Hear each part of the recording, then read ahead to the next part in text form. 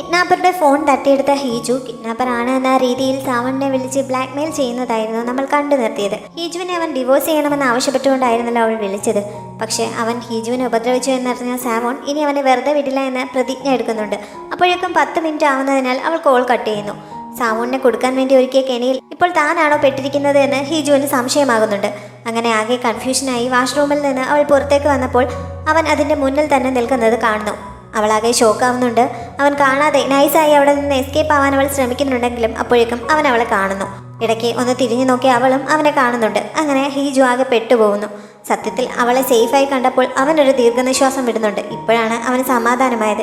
അവൻ വേഗം അവളുടെ അടുത്തേക്ക് ചെല്ലുന്നു. ഫോൺ ബാഗിൽ കിടപ്പുള്ളതിനാൽ ഹീജു പേടിച്ച് ബാഗ് പുറകിലേക്ക് പിടിക്കുന്നുണ്ട്. അവൻ ചെന്ന് അവളുടെ കയ്യിൽ പിടിച്ച് എന്തോ ചോദിക്കാൻ തുടങ്ങിയപ്പോഴേക്കും ആരൊക്കെ അവിടേക്ക് വരുന്ന ശബ്ദം കേട്ട് അവൻ വേഗം അവളെ മറ്റൊരു മുറിയിലേക്ക് കൂട്ടിക്കൊണ്ടുപോയി എന്തോ ചോദിക്കാനായി അവളുടെ അടുത്തേക്ക് ചെല്ലുന്നു. ഇവന്റെ ഉദ്ദേശം ഇതെന്താണ് എന്നറിയാതെ അവൾ ആകെ പേടിച്ച് നിൽക്കുകയാണ്. നീ എന്നോട് എന്തെങ്കിലും ഒളിക്കുന്നുണ്ടോ എന്ന് അവൻ ചോദിച്ചപ്പോൾ എന്താണ് അവൻ ഉദ്ദേശിക്കുന്നതെന്ന് മനസ്സിലാവാതെ അവൾ ആകെ കൺഫ്യൂഷൻ ആവുന്നു. അപ്പോഴാണ് അവളുടെ ഫോൺ നൽകാൻ അവൻ ആവശ്യപ്പെട്ടത്. ഏത് ഫോണാണ് ചോദിക്കുന്നത് എന്ന് അവൾ ആകെ കൺഫ്യൂഷൻ ആവുന്നുണ്ടെങ്കിലും അവളുടെ സ്വന്തം ഫോണാണ് അവൾ എടുത്ത് നൽകിയത്.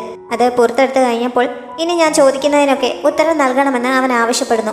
എന്തായാലും മറ്റേ ഫോണിന്റെ കാര്യം ഇതുവരെ അറിഞ്ഞിട്ടില്ല എന്നോർത്ത് അവൾക്ക് സമാധാനമാവുന്നുണ്ട്. ഇന്നലെ അവൾക്കൊരു ആക്സിഡന്റ് സംഭവിച്ചിരുന്നു എന്നാണ് അവൻ ചോദിച്ചത്. സംഭവിച്ചു എന്ന് അവൾ തലയാട്ടിയപ്പോൾ എത്ര മണിക്കായിരുന്നു അതെന്ന് അവൻ ചോദിക്കുന്നുണ്ട്. സമയം അവൾ ഫോണിൽ ടൈപ്പ് ചെയ്ത് കാണിക്കുന്നു. അപകടം സംഭവിച്ചു എന്ന് അറിഞ്ഞു കഴിഞ്ഞപ്പോൾ നിനക്ക് എന്തെങ്കിലും പറ്റിയോ എന്ന് അവൻ ചോദിക്കുന്നുണ്ട്. അവൾ അതിന് മറുപടി നൽകുന്നതിന് മുമ്പ് തന്നെ അവൻ അവളുടെ നെറ്റിയിലെ മുറിവ് കാണുന്നു. കഴുത്തിലും അവൻ പരിശോധിക്കുന്നുണ്ട്. അങ്ങനെ കയർ മുറുകിയതിന്റെ പാടും കത്തി കൊണ്ടതിന്റെ അടയാളവും ഒക്കെ അവൻ കാണുന്നു. കഴുത്തിലെ മുറിവിൽ ബാൻഡേജ് ഒട്ടിച്ചിരിക്കുന്നത് കണ്ടപ്പോൾ ഇതെങ്ങനെ സംഭവിച്ചതാണ് എന്ന് അവൻ ചോദിക്കുന്നുണ്ട്. അവൾ അതിനെന്തെങ്കിലും മറുപടി പറയാൻ തുടങ്ങിയപ്പോഴേക്കും അല്ലെങ്കിൽ നീ പറയേണ്ട ആവശ്യമില്ല, അവന്റെ മുഖം നീ കണ്ടിരുന്നോ, അവൻ ആരാണെന്ന് നിനക്ക് മനസ്സിലായോ എന്നൊക്കെ അവൻ ചോദിക്കുന്നു. അവൻ മുഖം കവർ ചെയ്തിരിക്കുകയായിരുന്നു, അതുകൊണ്ട് എനിക്ക് അവനെ തിരിച്ചറിയാൻ കഴിഞ്ഞില്ല എന്ന് അവൾ പറഞ്ഞപ്പോൾ അവൻ നിന്നെ എന്തെങ്കിലും ഉപദ്രവിച്ചോ, അവൻ നിനക്ക് നേരെ കത്തി കാണിച്ചോ എന്നൊക്കെ അവൻ ചോദിക്കുന്നു. അവൾ തലയാട്ടിയപ്പോൾ ഇങ്ങനെ വലിയൊരു സംഭവം ഉണ്ടായിട്ട് നീ എന്താണ് ഇതുവരെ എന്നോട് ഇത് പറയാതിരുന്നതെന്ന് ചോദിച്ച് അവൻ ദേഷ്യപ്പെടുന്നുണ്ട്. ഞാൻ ചത്തു കഴിയുമ്പോൾ വിളിക്കാനല്ലേ നീ അവനോട് പറഞ്ഞത്, എന്നിട്ടിപ്പോൾ എന്തിനാണ് ഇങ്ങനെ ദേഷ്യപ്പെടുന്നത് എന്ന് ഹീജു മനസ്സിൽ വിചാരിക്കുന്നുണ്ട്. പക്ഷെ അവളത് ചോദിക്കുന്നില്ല. ഇവിടെ വെച്ച് ആരെങ്കിലും നിന്റെ അടുത്തേക്ക് വരികയോ നിന്നോട് സംസാരിക്കാൻ ശ്രമിക്കുകയോ മറ്റോ ചെയ്തിരുന്നു എന്ന് അവൻ ചോദിക്കുന്നു. അങ്ങനെ ആരും വന്നില്ല എന്ന് അവൾ പറഞ്ഞപ്പോൾ നീ എവിടെ പോയാലും ബോഡി ഗാർഡിനെ കൂടെ കൊണ്ടുപോകാൻ ശ്രദ്ധിക്കണം, തനിച്ച് എങ്ങോട്ടേക്കും പോകരുത്, അത് മാത്രമല്ല ഹോസ്പിറ്റലിൽ പോയി ഒരു ചെക്കപ്പ് നടത്തണം എന്ന് പറഞ്ഞിട്ട് അവൻ പുറത്തേക്ക് ഇറങ്ങി പോകുന്നു. താനാണ് കുറച്ച് മുമ്പ് വിളിച്ചത് എന്ന് അവൻ ഇതുവരെ സംശയമൊന്നും തോന്നിയിട്ടില്ല എന്ന് അവൾക്ക് മനസ്സിലാവുന്നുണ്ട്. അവൾക്കിപ്പോഴാണ് ശ്വാസം നേരെ വീണത്. അവൻ പുറത്തിറങ്ങിയ ശേഷം അവൾക്ക് നേരത്തെ ഏർപ്പാട് ചെയ്തിരുന്ന ബോഡി ഗാർഡ്സിനെ വിളിച്ചിട്ട് അവൾ തിരികെ വീട്ടിലേക്ക് പോവുകയാണ്. എസ്കോർട്ട് പോകാൻ അറിയിക്കുന്നു. അപ്പോഴാണ് ദോജി അവന്റെ ഫോണിലേക്ക് വിളിച്ചിട്ട് നേരത്തെ വന്ന കോൾ ട്രേസ് ചെയ്തതിനെ പറ്റി പറയുന്നത്. ഇപ്പോഴും 10 മിനിറ്റിൽ താഴെ മാത്രം സംസാരിച്ചതുകൊണ്ട് ആരാണ് വിളിച്ചതെന്നോ എവിടെ നിന്നാണ് വിളിക്കുന്നത് എന്നൊന്നും ലൊക്കേറ്റ് ചെയ്യാൻ അയാൾക്ക് സാധിച്ചിരുന്നില്ല. ഞാൻ വിചാരിച്ചതിനേക്കാൾ കൂടുതൽ ഡീറ്റെയിൽസ് അവന് എന്നെക്കുറിച്ച് അറിയാം. എത്രയും പെട്ടെന്ന് വോയിസിന്റെ ചേഞ്ച് മാറ്റി ഒറിജിനൽ വോയിസ് കണ്ടെത്താൻ ശ്രമിക്കണം. ഇപ്പോൾ വിളിച്ചതിലെ കോൾ റെക്കോർഡിങ്സിന്റെ കുറച്ച് ഭാഗങ്ങൾ ഞാൻ നിനക്ക് അയച്ചു തരാം, അതുകൂടി ഉപയോഗിക്കാനൊക്കെ സാമോൺ അയാൾക്ക് നിർദ്ദേശങ്ങൾ നൽകുന്നുണ്ട്. ഹീജു വീട്ടിലെത്തിയ ശേഷം നേരത്തെ സാമോണിനെ കിഡ്നാപ്പറുടെ ഫോണിൽ നിന്ന് വിളിച്ചതിന്റെ റെക്കോർഡിംഗ് എടുത്ത് വെച്ചിട്ട് വീണ്ടും വീണ്ടും അത് പ്ലേ ചെയ്ത് കേട്ട് നോക്കുന്നു. ഇടയ്ക്ക് ചില ഭാഗങ്ങൾ കേട്ടപ്പോൾ അവൻ ശരിക്കും പേടിച്ചിട്ടുണ്ട് എന്ന് അവൾക്ക് മനസ്സിലാവുന്നുണ്ട്. അതോർത്തപ്പോൾ അവൾ അറിയാതെ ചിരിച്ചു പോകുന്നു. അവന്റെ സാധനങ്ങളൊക്കെ മറ്റുള്ളവർ തൊടുന്നത് അവൻ ഇഷ്ടമല്ലെന്നാണ് തോന്നുന്നത്. അതുകൊണ്ടായിരിക്കണം അവൻ ഇങ്ങനെ പ്രതികരിക്കുന്നത് എന്ന് അവൾ ചിന്തിക്കുന്നു. ഇടയ്ക്ക് ഫോണിലൂടെ എവിടെയോ ഇടിക്കുന്ന ഒരു ശബ്ദം അവൾ കേട്ടിരുന്നല്ലോ. അവനെ കണ്ടപ്പോൾ അവന്റെ കൈ മുറിഞ്ഞിരിക്കുന്നതും അവൾ ശ്രദ്ധിച്ചിരുന്നു. കൈ കൊണ്ട് അവൻ ഭിത്തിയിൽ ഇടിച്ചതായിരിക്കണം എന്ന് അവൾക്ക് മനസ്സിലാവുന്നുണ്ട്. എന്തിനായിരിക്കും അവൻ അങ്ങനെ ചെയ്തത് എന്നും അവൾ ചിന്തിക്കുന്നുണ്ടെങ്കിലും ഇതൊക്കെ അറിഞ്ഞിട്ട് ഇപ്പോൾ എനിക്ക് എന്ത് കിട്ടാനാണ് എന്ന് പറഞ്ഞ് അവൾ ആ വിഷയം വിടുന്നു. ഈ ഫോൺ തന്റെ കയ്യിൽ കിട്ടിയിട്ട് ഇപ്പോൾ 2 ദിവസമായിരിക്കുന്നു. എത്രയും പെട്ടെന്ന് അവൻ ഇത് കണ്ടുപിടിക്കാൻ സാധ്യതയുണ്ട്. അതിനു മുമ്പ് തന്റെ ലക്ഷ്യം നേടിയെടുക്കണം എന്നൊക്കെ അവൾ ആ ഫോണിലേക്ക് നോക്കി ചിന്തിച്ചുകൊണ്ടിരിക്കുമ്പോൾ വാതിൽ അവൻ വന്ന് മുട്ടുന്നുണ്ട്. അവൾ പേടിച്ച് ഫോൺ വേഗം അവിടെ ഇരിപ്പുണ്ടായിരുന്ന ബാഗിലേക്ക് വെക്കുന്നു. ഡോർ തുറക്കാനാണ് അവൻ അവളോട് ആവശ്യപ്പെട്ടുകൊണ്ടിരുന്നത്. അവൾ അത് ചെയ്യാത്തതിനാൽ അവൻ നേരെ അകത്തേക്ക് കയറി ചെല്ലുന്നുണ്ട്. അവളുടെ കാറിന്റെ കീയും ചോദിച്ചുകൊണ്ടാണ് അവൻ വന്നത്. അവളത് കൊടുക്കാതെ നിന്നപ്പോൾ അവൻ തന്നെ അത് ബാഗിൽ നിന്ന് എടുക്കാൻ തുടങ്ങുന്നു. ബാഗിൽ മറ്റേ ഫോൺ ഇരിപ്പുണ്ടല്ലോ, അതവൻ കണ്ടാലോ എന്ന് പേടിച്ച് ഹീജു വേഗം ബാഗ് പിടിച്ച് മേടിച്ചിട്ട് അതിൽ നിന്ന് കീ എടുത്ത് അവന് കൊടുക്കുന്നുണ്ട്. ഇവളെന്താണ് ഇങ്ങനെ റിയാക്ട് ചെയ്യുന്നതെന്ന് അവൻ സംശയിക്കുന്നുണ്ടെങ്കിലും അപ്പോൾ അതിനെപ്പറ്റി ഒന്നും ചോദിക്കാൻ നിൽക്കാതെ അവൻ കീയുമായി പുറത്തേക്ക് പോകുന്നു. അവളുടെ കാറിന് ശരിക്കും ആക്സിഡന്റ് സംഭവിച്ചോ എന്ന് ചെക്ക് ചെയ്യാൻ വേണ്ടിയിട്ട് അത് പാർക്ക് ചെയ്തിരുന്നിടത്തേക്കാണ് അവൻ പോയത്. അതിന്റെ മുൻവശം കണ്ടപ്പോൾ തന്നെ ആക്സിഡന്റ് നടന്നുവെന്ന് അവന് ബോധ്യമാവുന്നു. കാറിന് ഉൾവശവും അവൻ പരിശോധിക്കുന്നുണ്ട്. അപ്പോഴാണ് ഡ്രൈവിംഗ് സീറ്റിന്റെ പുറകുവശത്ത് കത്തുകൊണ്ട് കുത്തിയിരിക്കുന്നതിന്റെ അടയാളം അവൻ കാണുന്നത്. അതിനുശേഷം അവൻ ഡ്രൈവിംഗ് സീറ്റിലേക്ക് കയറി ഇരുന്നിട്ട് ഡാഷ് ക്യാം ചെക്ക് ചെയ്യാൻ തുടങ്ങുന്നു. ഹീജുവിന് ഈ സമയത്താണ് അവൻ ഡാഷ് ക്യാം ചെക്ക് ചെയ്താൽ താൻ സംസാരിച്ചത് കാണുമല്ലോ എന്നുള്ള കാര്യം ഓർമ്മ വരുന്നത്. അവൻ കാണുന്നതിന് മുമ്പ് അവനെ തടയാനായി അവൾ വേഗം പുറത്തേക്ക് ഓടുന്നു. ലിഫ്റ്റിനടുത്തെത്തിയപ്പോൾ ലിഫ്റ്റ് താഴോട്ട് പോയിക്കൊണ്ടിരിക്കുകയാണ്. ഇനി അത് തിരിച്ചു വരുന്നത് വരെ വെയിറ്റ് ചെയ്യാൻ പറ്റാത്തതുകൊണ്ട് അവൾ സ്റ്റെയർ വഴി താഴേക്ക് ഓടുന്നു. അവൾ താഴെ എത്തിയപ്പോഴേക്കും സാവോൺ ഡാഷ് ക്യാം ചെക്ക് ചെയ്തിട്ട് പുറത്തേക്ക് ഇറങ്ങുകയായിരുന്നു. അവനെല്ലാം അറിഞ്ഞു കാണുമെന്ന് വിചാരിച്ച് അവൾ ആകെ പേടിച്ച് നിൽക്കുകയാണ്. അവൻ അടുത്തേക്ക് വന്നപ്പോൾ പേടിച്ച് പുറകിലേക്ക് നീങ്ങുകയും ചെയ്യുന്നുണ്ട്. വണ്ടി ആക്സിഡന്റ് ആയി ഈ കോലത്തിലായിട്ട് നീ ഇതെങ്ങനെയാണ് ഇവിടെ എത്തിച്ചത് എന്ന് അവൻ ചോദിക്കുന്നു. ഒരു ടോ ട്രക്ക് വിളിച്ച് കൊണ്ടുവന്നതാണ് എന്ന് അവൾ ഫോണിൽ ടൈപ്പ് ചെയ്ത് കാണിക്കുന്നുണ്ട്. അത് കഴിഞ്ഞപ്പോഴാണ് ഡാഷ് ക്യാമിലെ മെമ്മറി കാർഡിന് എന്ത് പറ്റിയതാണ്, ഒന്നും റെക്കോർഡ് ആയിട്ടില്ലല്ലോ എന്ന് അവൻ പറയുന്നത്. അപ്പോഴാണ് അവൻ വീഡിയോ ഒന്നും കണ്ടിട്ടില്ല എന്ന് അവൾ അറിയുന്നത്. അവൾക്ക് ആശ്വാസമാവുന്നുണ്ട്. ഈ സമയത്താണ് അതുവഴി വന്ന ഒരു ബൈക്ക് അവളെ ഇടിക്കുന്ന രീതിയിൽ മുന്നോട്ടേക്ക് വന്നത്. സാവോൺ പെട്ടെന്ന് അവളെ പിടിച്ച് അടുത്തേക്ക് ചേർത്ത് നിർത്തുന്നു. ബൈക്കുകാരൻ കുറച്ച് മുന്നോട്ട് പോയി വണ്ടി നിർത്തുന്നുണ്ട്. ശ്രദ്ധിച്ച് പോവാത്തതിന് അവൻ അയാളെ വഴക്ക് പറയുകയും ചെയ്യുന്നു. അവൻ തന്റെ കാര്യത്തിൽ ഇത്രയൊക്കെ കെയർ ചെയ്യുന്നുണ്ടോ എന്ന് ഹിജു കുറച്ച് അത്ഭുതത്തോടെ അവനെ നോക്കുന്നുണ്ട്. അവൻ അവളെ നേരെ നിർത്തിയ ശേഷം നിനക്ക് ഞാൻ പുതിയൊരു കാർ വാങ്ങിത്തരാം, പക്ഷേ ഇനി മുതൽ ജോലിക്ക് പോകണ്ട എന്ന് പറയുന്നുണ്ട്. പക്ഷേ ജോലിക്ക് പോകാതെ വീട്ടിലിരിക്കാൻ താല്പര്യമില്ല, എനിക്ക് നാളെ അത്യാവശ്യമായി കോടതിയിലേക്ക് ഇന്റർപ്രിറ്ററായി പോവുകയും വേണം. നിന്റെ അമ്മയും ജോലി റിസൈൻ ചെയ്യുന്നതിനെ പറ്റി എന്നോട് പറഞ്ഞിരുന്നു, പക്ഷെ എനിക്ക് ജോലിക്ക് പോകാൻ തന്നെയാണ് താല്പര്യം എന്ന് അവൾ ടൈപ്പ് ചെയ്ത് കാണിക്കുന്നുണ്ട്.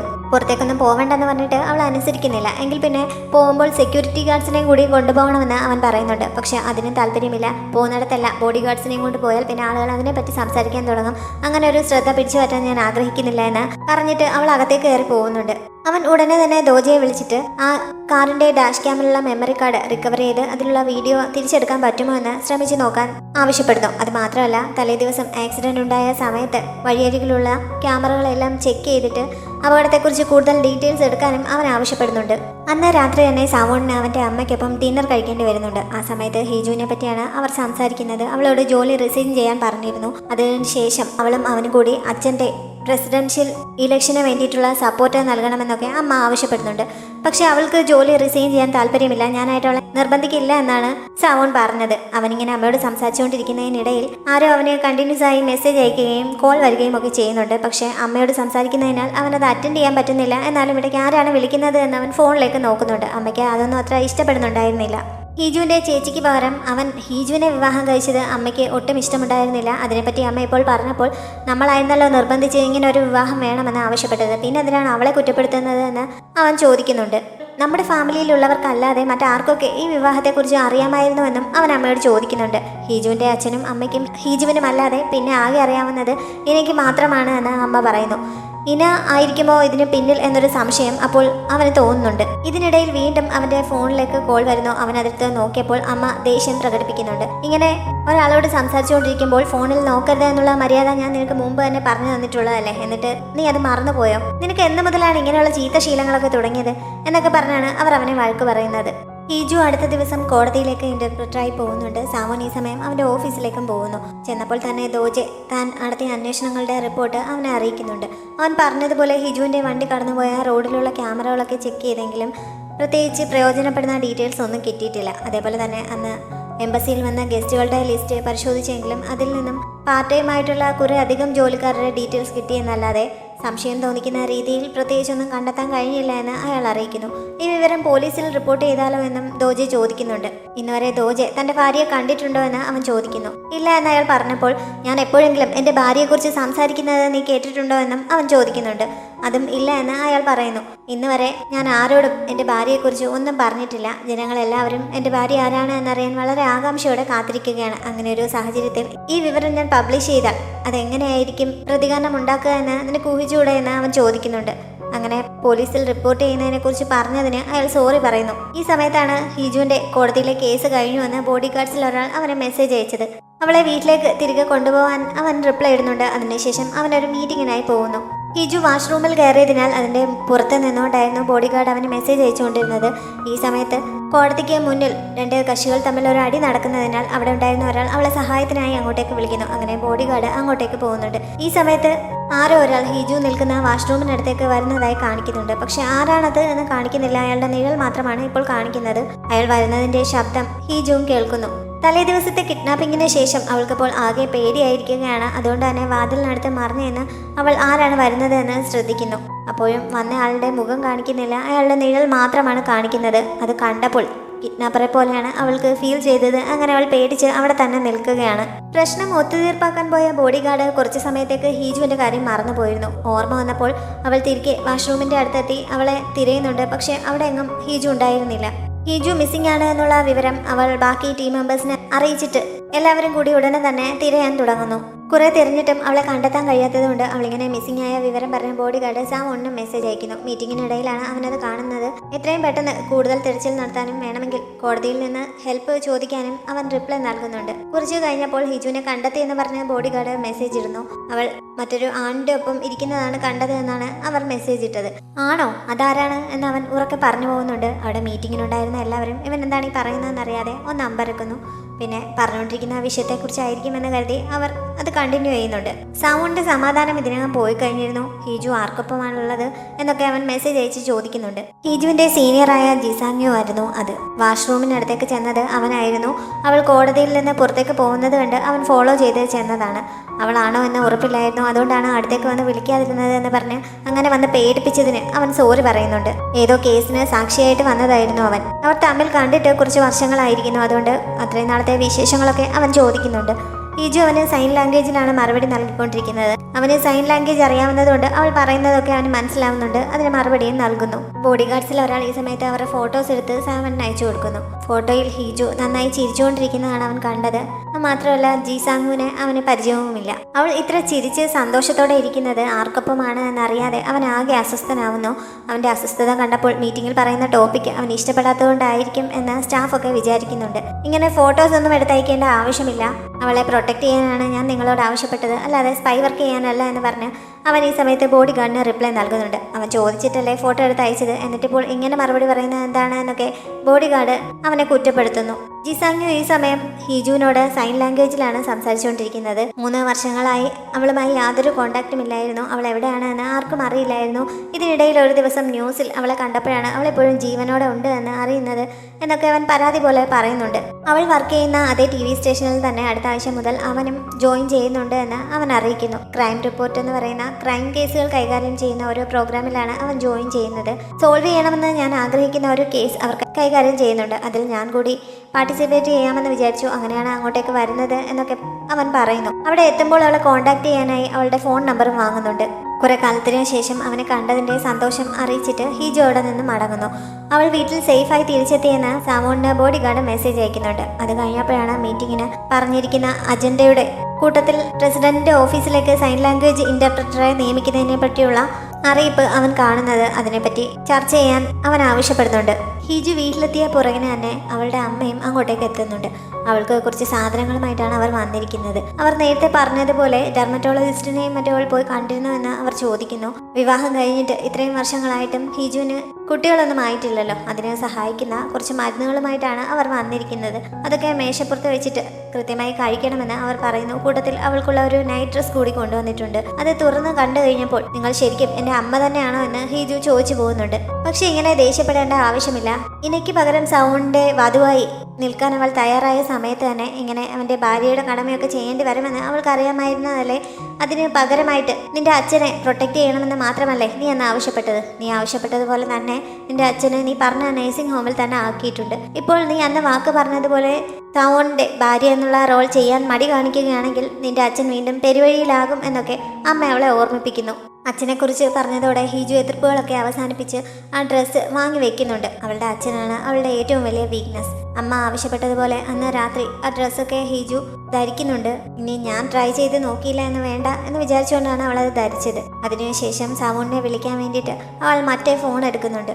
ഈ തടവറയിൽ നിന്ന് ഞാൻ എൻ്റെ ബുദ്ധി ഉപയോഗിച്ച് എങ്ങനെയെങ്കിലും രക്ഷപ്പെട്ട് കഴിയുമ്പോൾ എൻ്റെ അമ്മയുടെ റിയാക്ഷൻ എന്തായിരിക്കും എന്നും അവൾ അപ്പോൾ ചിന്തിക്കുന്നുണ്ട്. സാമൂൺ ഈ സമയം അവളുടെ കോൾ വെയിറ്റ് ചെയ്തിരിക്കുകയായിരുന്നു. കൃത്യം 10 മണിയായപ്പോൾ ഹീജു അവൻ്റെ ഫോണിലേക്ക് വിളിക്കുന്നു. ബെൽ അടിച്ച ഉടൻ തന്നെ കോൾ അറ്റൻഡ് ചെയ്യാതെ കുറച്ച് സമയം കഴിഞ്ഞിട്ടാണ് അവൻ കോൾ അറ്റൻഡ് ചെയ്തത്. എന്നും ഈ സമയത്ത് തന്നെ വിളിക്കുന്നതിന് എന്തെങ്കിലും കാരണമുണ്ടോ എന്ന് അവൻ ചോദിച്ചപ്പോൾ അതൊക്കെ എൻ്റെ ഇഷ്ടമാണ് എന്ന് അവൾ പറയുന്നു. ഹീജു ആണ് എൻ്റെ ഭാര്യ എന്നുള്ള വിവരം എൻ്റെ ഫാമിലിയിലെ വളരെ കുറച്ച് പേർക്ക് മാത്രം അറിയാവുന്ന ഒരു സീക്രട്ടാണ്. ഈ ലോകം മുഴുവൻ ഇനയാണ് എൻ്റെ ഭാര്യ എന്നാണ് കരുതിയിരിക്കുന്നത്. പിന്നെ നിനക്ക് ഈ ഇൻഫർമേഷൻ എവിടെ നിന്നാണ് കിട്ടിയത്? നീ എൻ്റെ വളരെ അടുത്ത ആരെങ്കിലും ആണോ എന്ന് സാമൻ അവളോട് ചോദിക്കുന്നു. അതിപ്പോൾ നിനക്ക് അറിഞ്ഞിട്ട് എന്ത് സാധിക്കാനാണ്? ഇപ്പോഴത്തെ പ്രശ്നം അതാണോ? ഞാൻ നിന്നെ ആകെ നശിപ്പിക്കാൻ പോവുകയാണെന്ന് നിനക്ക് ഇതുവരെ മനസ്സിലായില്ലേ എന്നൊക്കെ അവൾ തിരിച്ച് ചോദിക്കുന്നുണ്ട്. അതല്ല ഇവിടുത്തെ പ്രശ്നമെന്ന് എനിക്കുമറിയാം. ഏതോ ഒരു ഭ്രാന്തൻ ഇന്നലെ എൻ്റെ ഭാര്യയുടെ വണ്ടിയിൽ കയറി അവളെ ഉപദ്രവിച്ചു. ഇനി നിനക്ക് ഇതിൽ നിന്ന് രക്ഷപ്പെടാമെന്ന് വിചാരിക്കുകയേ വേണ്ട. ഞാൻ ഒരു കോംപ്രമൈസിനും തയ്യാറല്ല എന്ന് സാവൻ അവളോട് പറയുന്നു. അങ്ങനെ അങ്ങ് ഉറപ്പിക്കുന്നതിന് മുമ്പ് എനിക്ക് വേറെ കാര്യം നിന്നെ കാണിക്കാനുണ്ട് എന്ന് പറഞ്ഞ് ഹിജു എന്തോ അവന് അയച്ചു കൊടുക്കുന്നുണ്ട്. ഒരു ഫോട്ടോയാണ് അവൾ അയച്ചു കൊടുത്തത്. നോക്കിയിട്ട് പക്ഷെ അവനൊന്നും മനസ്സിലാവുന്നില്ല. ഇതെന്താണ് എന്ന് അവൻ ചോദിച്ചപ്പോൾ അതെന്താണെന്ന് നിനക്കറിയില്ലേ? നിന്റെ ഭാര്യയുടെ ശരീരം കണ്ടിട്ട് നിനക്ക് മനസ്സിലാവുന്നില്ലേ എന്നൊക്കെ അവൾ വീണ്ടും ചോദിക്കുന്നു. പക്ഷെ അപ്പോഴും സാവന് അതെന്താണെന്ന് മനസ്സിലാവുന്നില്ല. ഹിജുവിന്റെ തുടയിലുള്ള മറു കാണാതെ നിന്റെ ഭാര്യയുടെ ശരീരം നീ ഇതുവരെ കണ്ടിട്ടില്ലേ എന്നൊക്കെ അവൾ വീണ്ടും അവനെ കളിയാക്കി ചോദിക്കുന്നു. ഈ ഫോട്ടോ ഞാനിനി എങ്ങനെയൊക്കെയാണ് ഉപയോഗിക്കാൻ പോകുന്നത്, എന്തൊക്കെ കഥകളാണ് ഞാൻ ഇതുമായി ചേർത്ത് ഉണ്ടാക്കാൻ പോകുന്നത് എന്നൊക്കെ നിനക്ക് നിന്റെ ഇഷ്ടം പോലെ വിചാരിക്കാം എന്നുകൂടി അവൾ പറയുന്നുണ്ട്. പക്ഷെ അവൾ പറയുന്നത് സത്യമാണ് എന്ന് വിശ്വസിക്കാൻ അവൻ തയ്യാറാവുന്നില്ല. ഇത് ഹിജുവിന്റെ തുട തന്നെയാണെന്ന് ഞാൻ എങ്ങനെ വിശ്വസിക്കും എന്നവൻ ചോദിച്ചപ്പോൾ അവൾ പിന്നെയും അവനെ കളിയാക്കുന്നു. സാവോണിന് ആദ്യം എന്ത് മറുപടി നൽകണമെന്നറിയാതെ ഒന്ന് കൺഫ്യൂഷൻ ആവുന്നുണ്ട്. പക്ഷെ പിന്നീട് അവൻ ഹിജുവിനെ ഇറിറ്റേറ്റ് ചെയ്യുന്ന രീതിയിൽ തിരിച്ച് സംസാരിക്കാൻ തുടങ്ങുന്നു. എന്റെ ഭാര്യയ്ക്ക് നേരെ ഇങ്ങനെ ഒരു ആരോപണം ഉന്നയിച്ചതിന് നിനക്കെതിരായി ഞാൻ ഇനി സെക്ഷൽ വയലൻസ് കേസ് കൂടി ഫയൽ ചെയ്യാൻ പോവുകയാണ്. ഇങ്ങനെ ഒരു ഫേക്ക് ഫോട്ടോ ഉണ്ടാക്കി അവളെ മോശക്കാരിയാക്കാമെന്ന് നീ വിചാരിക്കേണ്ട. എനിക്ക് അവളെ നന്നായി അറിയാം എന്നൊക്കെ പറഞ്ഞ് അവൻ ശരിക്കും ദേഷ്യപ്പെടുകയും ചെയ്യുന്നു. അവന്റെ ഭാഗത്ത് നിന്ന് ഇങ്ങനെ ഒരു റിയാക്ഷൻ അല്ല ഹിജു വിചാരിച്ചിരുന്നത്. അതുകൊണ്ട് തന്നെ അവൾക്കും നല്ല ദേഷ്യം വരുന്നുണ്ട്.